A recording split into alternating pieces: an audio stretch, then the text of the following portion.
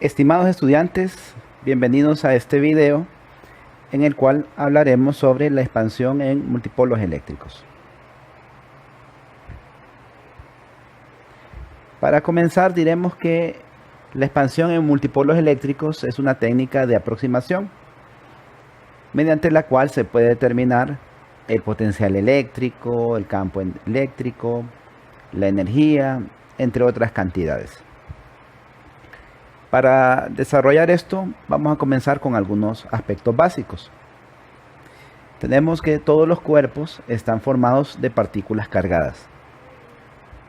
Estas partículas cargadas interactúan entre sí y producen fuerza de cohesión. La interacción de partículas cargadas puede ser de atracción debido a diferentes signos en las cargas o de repulsión debido a cargas del mismo signo. Dichas interacciones son la base de las reacciones químicas y las que llevan a la constitución de los cuerpos materiales extensos. La mayor parte de los cuerpos que encontramos en la naturaleza, como ustedes ya lo saben, son eléctricamente neutros. ¿Qué significa que son eléctricamente neutros? Pues que tienen igual cantidad de cargas negativas y de cargas positivas, aunque pueden sufrir algún tipo de alteración y cargarse, ¿verdad? Un ejemplo común es que usted frota un peine, ¿verdad?, contra el cabello y se cargan estos objetos.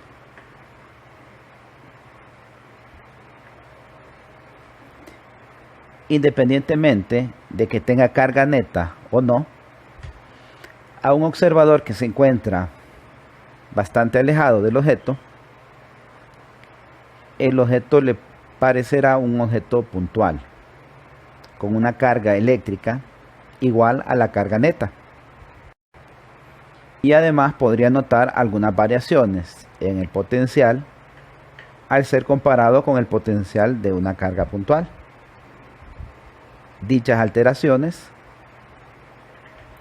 serían provocadas por la forma en que se distribuye la carga en el objeto.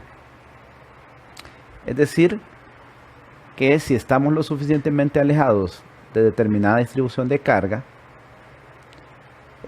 no vamos a observar o no vamos a medir exactamente el potencial que produce una carga puntual, pero sí se podría parecer bastante, siempre y cuando la carga neta sea distinta de cero. Para entender estas variaciones o para poder comprender cómo se trabaja en el caso en que la carga total es cero, pues vamos a desarrollar la expansión en multipolos eléctricos. Veamos la figura número 1. En esa figura, pues a la derecha se puede observar una distribución de cargas puntuales, Q sub 1, Q sub 2, hasta Q sub n, y un vector de posición R1', R2', R sub n', que van desde el origen hasta la determinada carga. Aparte hay un vector R pequeña, que va del origen hasta un punto P, que es un punto de campo. Aquí se asume que la magnitud de R pequeño es mucho mayor que la magnitud de los R sub I'. Esa será la condición que se utilizará para realizar la aproximación en multipolos eléctricos, es decir, que R es mucho mayor que los R sub I'. Bien, ahora viendo la ecuación que aparece a la izquierda, se está determinando el potencial para la distribución de carga de la figura.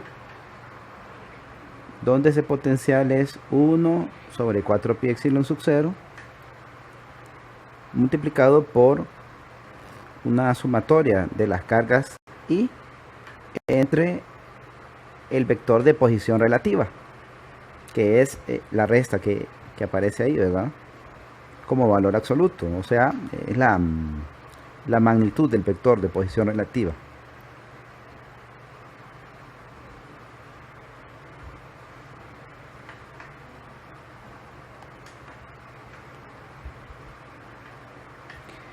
Como ya mencioné, la técnica de aproximación usando multipolos eléctricos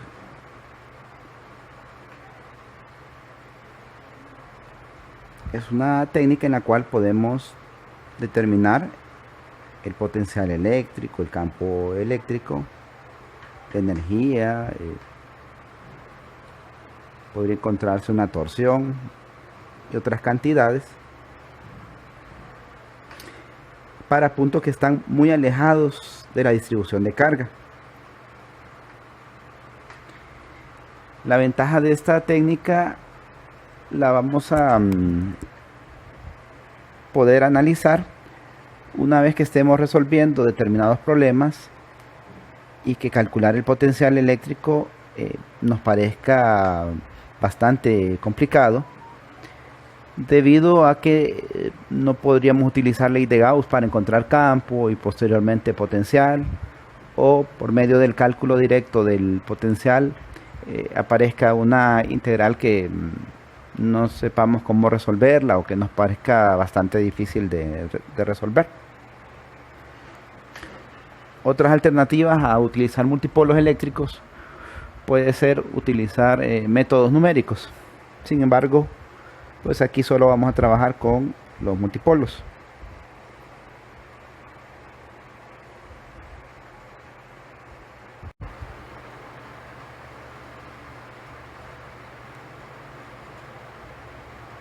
Para entender la sencillez de este método, recordemos un poquito del binomio.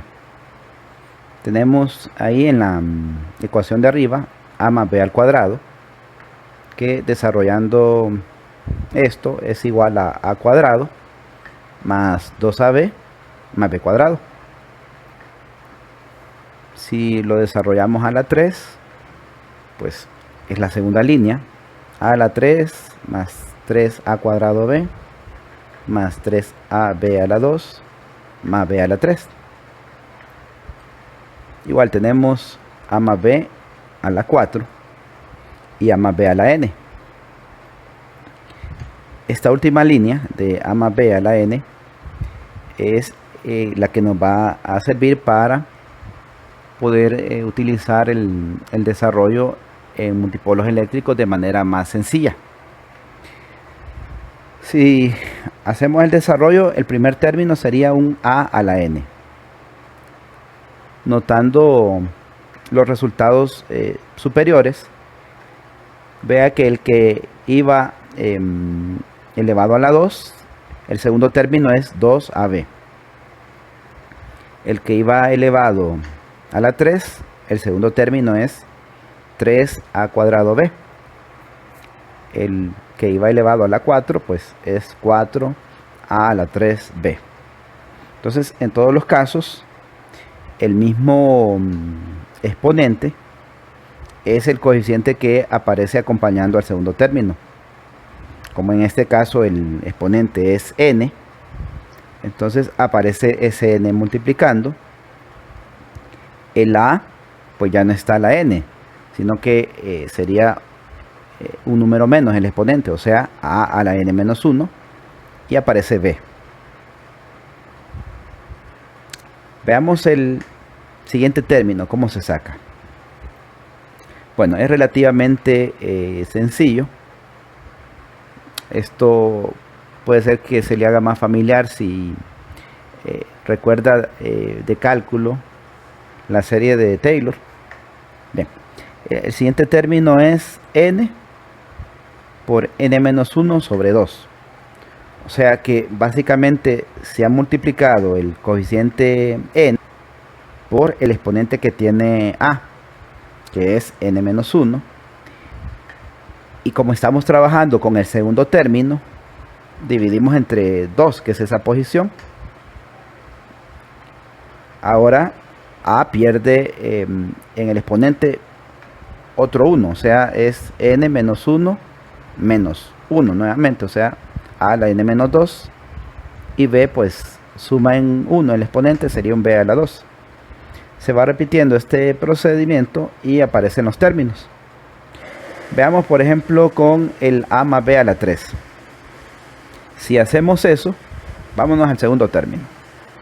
Tenemos 3a a la 2. Entonces sería 3 por 2. 3 por 2 es 6. Lo divide entre 2 porque es la segunda posición. 6 entre 2 me da 3. Y ahí puede ver el tercer término tiene de coeficiente 3. Si lo hacemos con la tercera ecuación, el a más b a la 4, el segundo término es 4a a la 3 por b. Si multiplica el coeficiente 4 del segundo término por el exponente de a la 3, que es 3, 4 por 3 son 12. Lo divide entre la segunda posición y el resultado es 6. Por eso el tercer término tiene un 6a a la 2, b a la 2. Veamos cómo se haría para el siguiente. Agarremos este 6a a la 2 por b a la 2. Multiplica 6, que es el coeficiente, por, como el a está a la 2, entonces sería 6 por 2, 12. Entre, ahora este término es el tercer término, entonces sería 12 entre 3, y 12 entre 3 es 4. Por eso el cuarto término es 4a a la 1 por b a la 3. Veamos el último término. 4, como es un a a la 1, multiplicamos 4 por 1. 4 por 1 es 4. Y lo dividimos entre la cuarta posición. Entonces 4 por 1 entre 4 es 1. Por eso el último término es 1 por b a la 4. Básicamente vamos repitiendo este proceso y eso sería el teorema del binomio. Salieron los marcadores ahí de la pizarra en la foto. Bueno, sigamos. Volvamos a la ecuación del potencial. Es esa que aparece a la izquierda, la primera ecuación a la izquierda. La magnitud de R sub i, o sea, la magnitud del vector de posición relativa, sería igual a la primera ecuación de la derecha. R cuadrado menos 2 magnitud de R por magnitud de RI, coseno de teta i. Ese coseno de teta i es el coseno del ángulo entre el vector R chiquito y el vector RI, más R sub i al cuadrado, y todo esto a la 1/2. Bien, la idea va a ser utilizar el teorema del binomio. Para ello vamos a definir un t, sea t igual a menos 2 RI sobre R, coseno de teta i, más RI sobre R al cuadrado. ¿Cómo llegamos a esa t? Bueno, note nuevamente la primera ecuación de la derecha. Si saca el r pequeño al cuadrado de factor común, pues al salir le tiene que aplicar esa raíz, va a quedar una r. Dentro de ese 1/2 de exponente, o sea, dentro de la raíz, como hemos sacado el r cuadrado de factor común, va a quedar un 1. En la tercera línea se nota que el primer término ahora dentro de esa raíz es un 1. En el segundo término, que es menos 2r RI coseno de teta i, pues al sacar ese r cuadrado de factor común, ese segundo término quedaría dividido entre r cuadrado. Ahora bien, como tenemos 2r por RI coseno, hay una r multiplicando y habría un r cuadrado dividiendo. Se simplifica y al simplificarse queda el segundo término, menos 2RI sobre R coseno de teta I. Y el tercer término de la ecuación superior derecha es un RI cuadrado. Nuevamente, como sacamos R cuadrado de factor común, entonces ese RI cuadrado quedaría dividido entre un R cuadrado. Así aparece la tercera ecuación de la derecha. Y si usted nota los últimos dos términos, en esos últimos dos términos es pues justamente lo que se definió como t aquí, así que se sustituye por t como aparece en la cuarta ecuación. Ahora vamos a hacer lo siguiente. Vamos a ver quién es 1 más t pero elevado a la menos un medio. Si se pregunta usted por qué a la menos un medio, vea la segunda ecuación de la izquierda. Cuando el R sub i, el R grande, ¿verdad? R sub i grande, que es la magnitud del vector de posición relativa, se sustituye por R chiquita multiplicado por 1 más t a la un medio.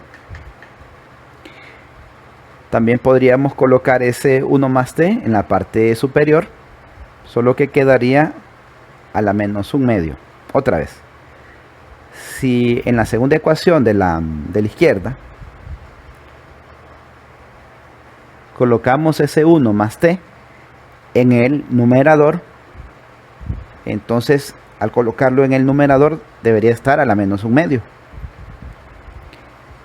Bien, volvamos a la última ecuación de la derecha, la de más abajo. Le aplicamos el teorema del binomio a esto, ¿verdad?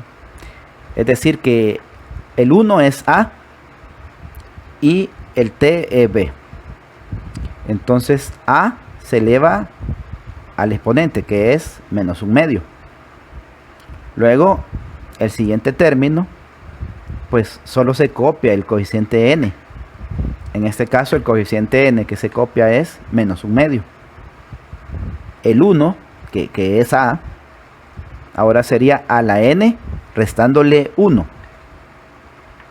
Como n es menos un medio, si a menos un medio le resto 1 me queda negativo 3 medios, como puede notarlo en el segundo término, y aparece el t multiplicando.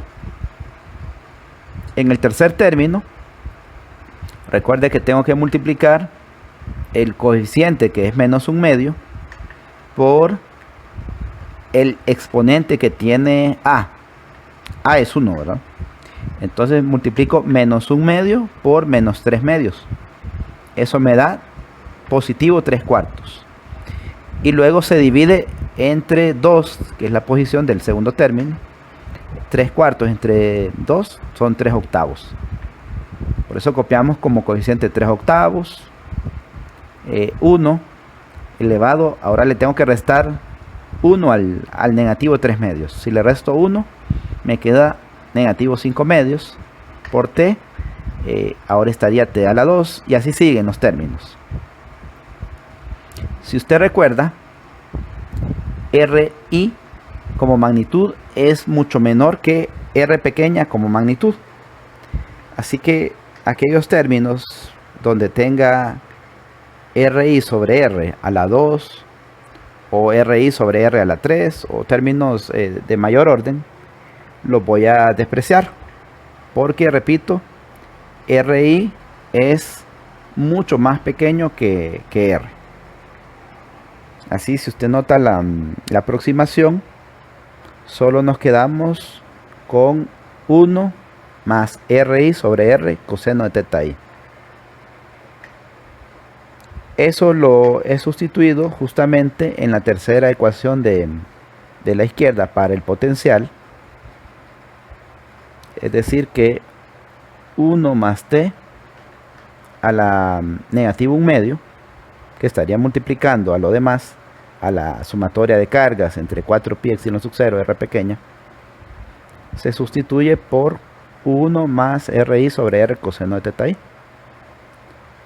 Se expanden los dos términos y tenemos ahí el primer término, que es el término monopolar del potencial, es decir, que sería el potencial que produce una carga puntual que se asume que está colocada en el origen, y el segundo término, que se le llama término dipolar del potencial, que es la sumatoria en i de q sub i RI coseno de teta i sobre 4pi epsilon sub 0 r a la 2. Vamos a trabajar únicamente con esos dos términos. En realidad hay más términos en la expansión multipolar para el potencial, sin embargo solo vamos a utilizar esos dos.